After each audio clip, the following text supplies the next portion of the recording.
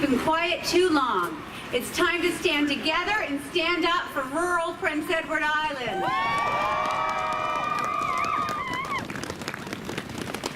I was speaking with my friend Dorothy Ann the other day, and she told me a story. Dorothy, where are you? Give them a wave. Dorothy Ann went to Georgetown Elementary, and when she was in school, they started taking away services. And nobody complained. Nobody said a word. Everybody kept their head down because you were just supposed to be grateful you had a school. Dorothy Ann's children went to Georgetown Elementary. More services were taken away. And again, keep your head down. Don't raise a fuss. Just be grateful you have a school. Now, Dorothy's grandchildren should be going to Georgetown Elementary, and they're going to close that school. How much have they taken from rural P.E.I? They've taken our schools, health care, federal and provincial services, funding for fisheries and agriculture. We had half the ferry service last year, and senior housing. And what do they get from us? 55% of provincial taxes.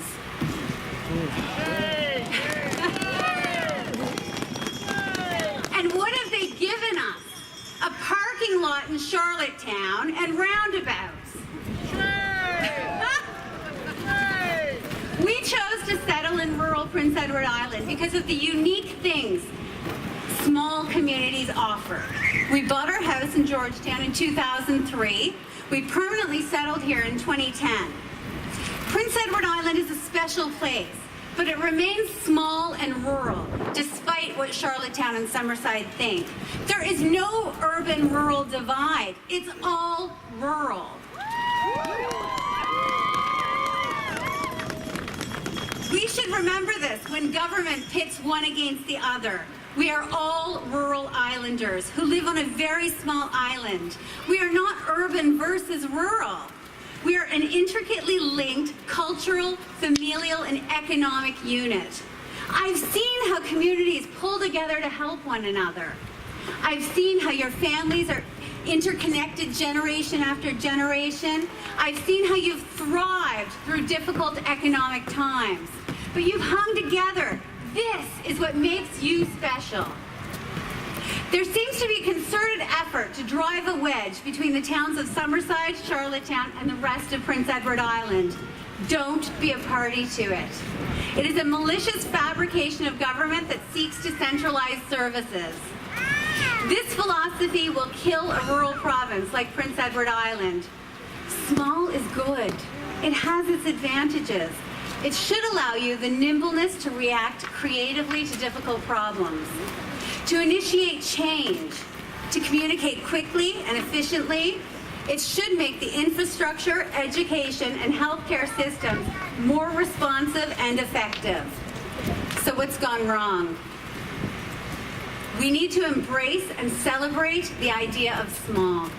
Make the most of what you are. Invest in small communities.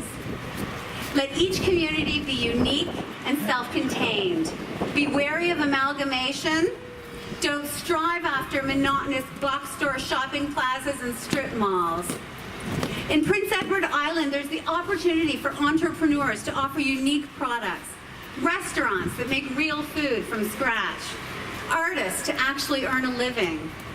With the average price of home ownership in the rest of Canada skyrocketing, Prince Edward Island is still affordable.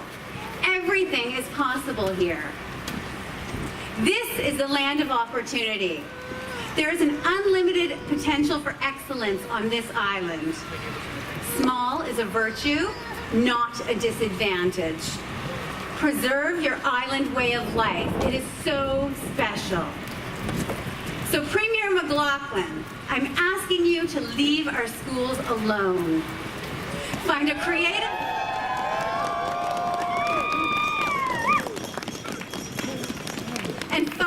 creative way to revitalize small communities across this province.